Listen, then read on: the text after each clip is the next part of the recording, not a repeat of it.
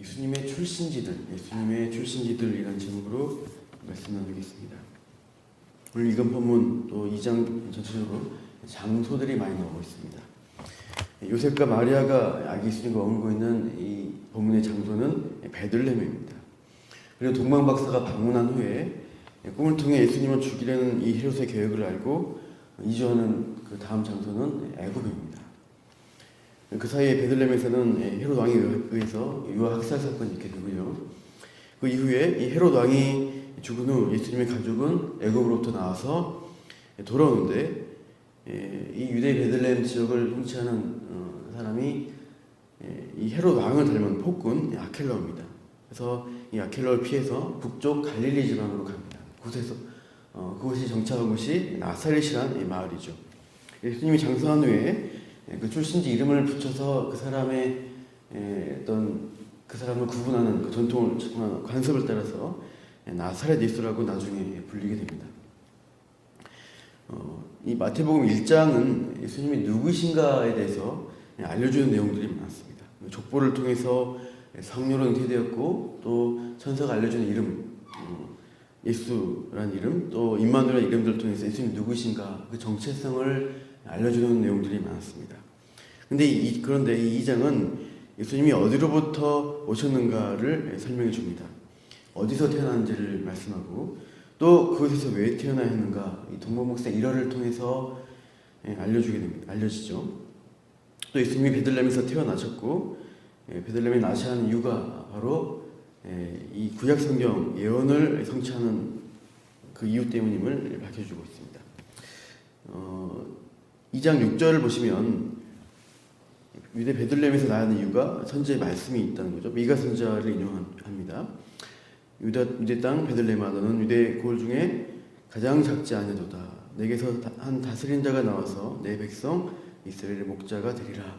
그래서 메시아가 베들레헴에서 태어나야 한다는 것을 미가 선지자가 예언했습니다.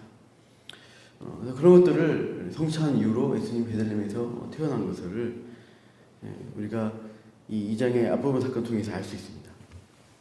그러나 이것을 우리가 당대 예수님이 장사한 후 공생의 사역할 때는 많은 사람들이 이것을 모릅니다.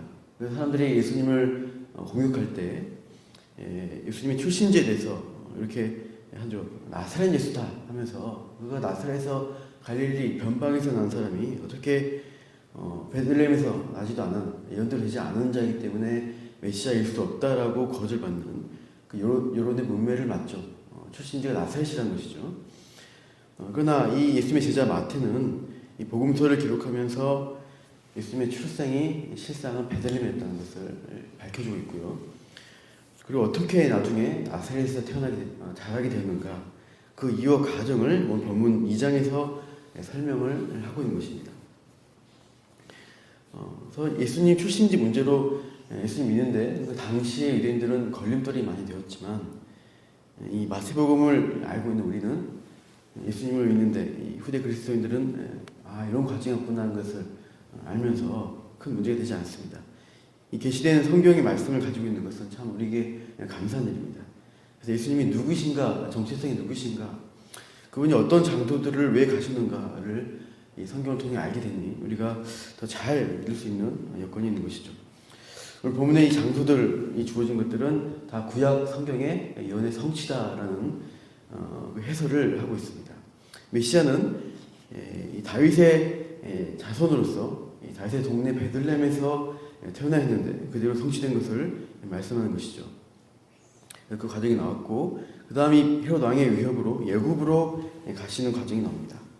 근데 그 일 또한 구약의 성취라고 말씀합니다.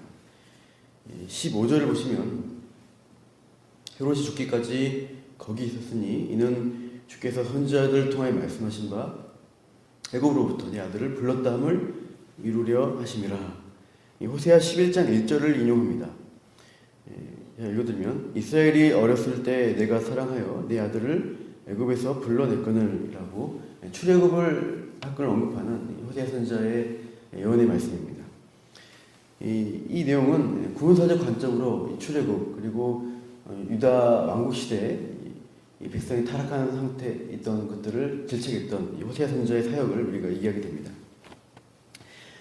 지금 신약에 와서 예수님은 하나님의 백성을 대표하는 분으로 오셨습니다.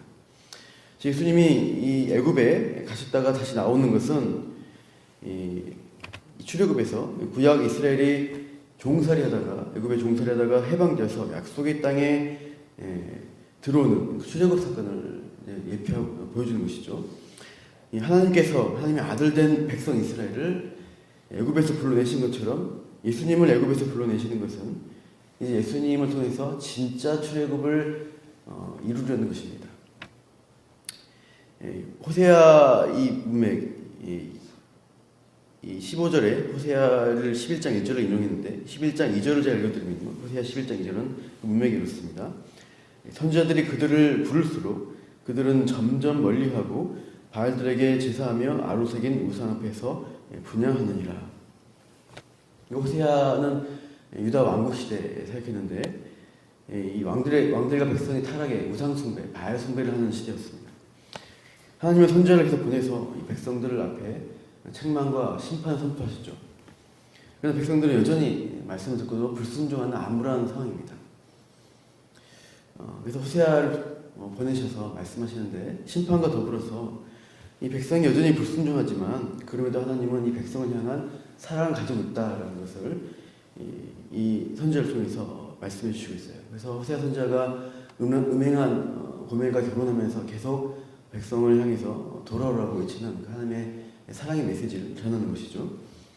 근데 이러한 백성의 불순종한 모습들이 유다 왕국 때도 유다 말기도 그랬고 출애굽 때부터 이미 그렇게 했다는 거예요. 광야에서 이 출애굽 백성들이 얼마나 불순종한지 모릅니다. 시내산에서 하나님이 친히 주시는 돌판에 십계명을 받았고 또 여러 가지 율법을 배웠음에도 이들은 시시때때로 우상 숭배하고 금송아지 만들고 하나님 명령에 불순종하고 불평합니다.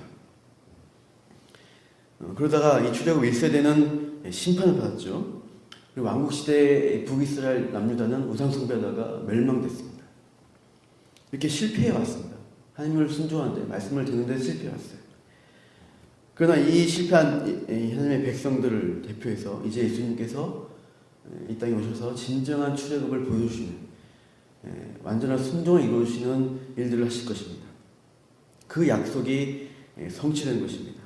이스라엘은 순종하지 못했지만 예수님은 백성을 대표해서 완전한 순종과 이 죄에 대한 고난, 죄값을 치르는 십자가 사역을 다 이루어내시는 것입니다. 이런 구원사적 의미가 애굽에 갔다가 오시는 이 아기 예수님의 행적에 담겨 있다는 것을 마태는 이 성령의 계시 속에서 알고 우리에게 이것을 설명해주고 있다는 것입니다. 이렇게 이 애굽이라는 지명 또 그렇게 의미 가지고 있습니다. 다음 베들레헴에 남아 있는 이제 애굽에 갔다 온 사이에 베들레헴에서는 헤롯이 어떻게 해요? 유아를 학살하죠. 16절 보시면 박사들에게 알려달라, 그 아기가 어딘지 알려달라, 나도 경박이 있다고 했죠. 그러나 박사들은 알려주지 않고 그냥 자기 나라로 돌아가 버립니다. 심히 노해서 16절 보면 사람을 보냅니다. 그래서 베들레헴과 그 지경 안에 있는 사내아이를 박사들에게 자세히 알아본 그 때를 기준하여 2살 아래부터 다 알려 주겠다 되어 있죠. 7절 보시면 2장 7절 보시면은 박사들 만났을 때 헤롯이 별이 나타난 때를 자세히 물었습니다. 그래서 이 16절에 2살 아래인 것은 아마 우리가 흔히 이제 성탄절 할 때 동방박사 바로 오잖아요. 예수님 태어나면 아기 때.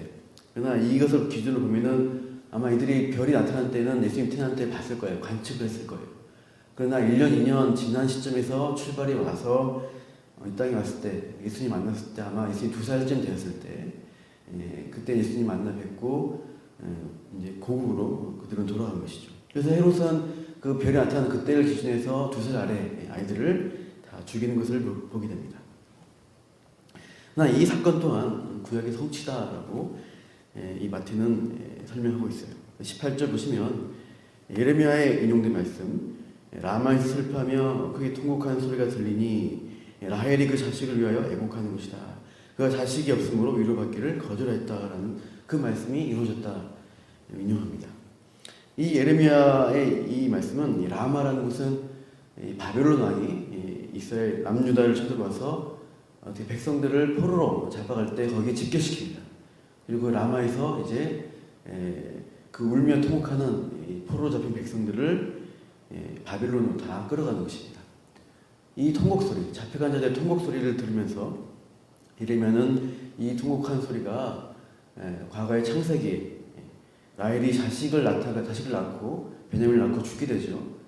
그 통곡 소리가 비슷하다고 하면서 이제 이 말씀을 한 거예요. 근데 지금 현재 이 헤롯 왕의 학살로 인해서 아기를 잃어버린 이 베들레헴의 여러 엄마들, 그 엄마들의 통곡 소리를 들으면서 이 말씀이 그렇게 성취된 것을 보여주고 있습니다. 이들의 통곡은 어떤 통곡인가요? 진정한 왕이 아니죠. 헤롯은 그 시대에 권력과 힘을 가지고 폭군 헤롯 대왕이 어떻게 보면은 이스라엘 사람도 아니고 에돔 사람이 와서 백성을 통치하면서 폭정하고 사람을 죽이고 힘으로 참 어떻게 보면 노예 상태, 출애굽했지만 여전히 애굽에 있는 억압과 죄에 있는 상태를 보여주고 있어요. 그래서 통곡하고 애곡하고 있는 상황들, 출애굽해야 될 백성입니다. 그 통곡 소리를 들으면서 이제 예수님이 이 참 로마의 압제와 권력자들의 통치 아래 고통당하는 이 백성들을 향해서 그들의 울부짖는 소리, 포로된 자들의 울부짖음에 반응할 것을 보여주는 어떤 예언에 대한 말씀이죠. 그래서 그들을 향해서 이제 구원을 이뤄내신 예수님의 사역들을 보여주는 그 이제 위로가 있을 것이죠. 포로된 백성을 향해서 예레미야가 예언했던 이 문맥은 그들이 돌아올 것이기 때문에 기대하라는 말씀이 뒤에 이어지고 있습니다. 그런 성취가 있고요.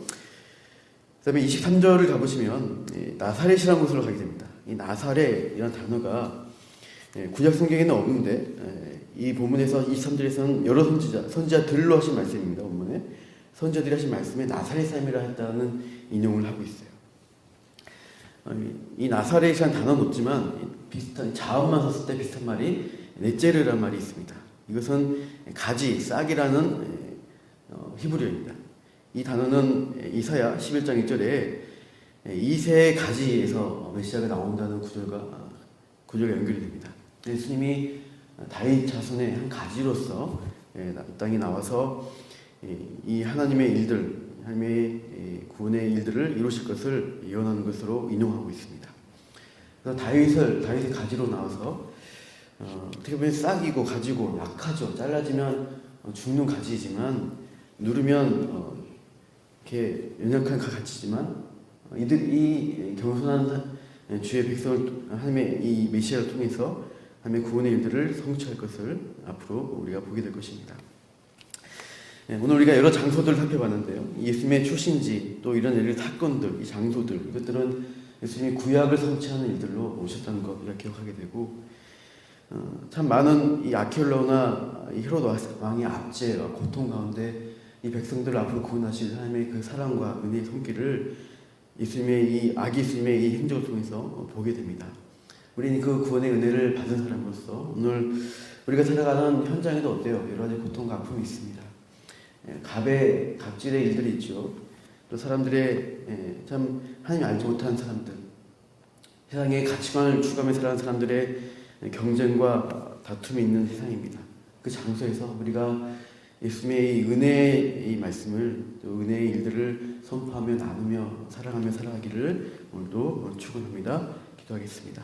하나님, 아기 예수님이 오신 예수님이 참 태어나시고 죽음의 위협을 또 당하셔서 애굽에 갔다 오시고 또 유대 땅으로 들어오지 못하고 폭군을 피해서 갈릴리 나사렛이라는 동네로 가셔서 사시는 과정을 보게 되었습니다. 그러나 이 모든 장소들이 구약의 선지자를 통해서 하나님께서 알려주신 그 말씀들을 이루고 성취하기 위한 것이라는 것을 또한 깨닫게 됩니다. 고통당한 백성들, 불순종하여 죄 가운데 넘어져 있는 그 백성들을 향해서 예수님이 진정한 출애굽을 이루시고 다윗의 후손으로서 이 모든 고난과 십자가를 지셔서 주의 백성들을 살려내실 것들을 이 지명들이 말씀하고 있습니다. 그 큰 은혜를 우리 오늘 받은 자로서 오늘도 우리가 살아가는 그 자리에서 그 땅에서 예수님의 은혜를 선포하며 그분의 사랑을 증거하는 주의 백성으로 오늘도 확신 가운데 살아도록 함께하여 주시옵소서. 그렇게 우리를 사용하신 하나님을 찬양합니다. 감사하며 예수님 이름으로 기도합니다.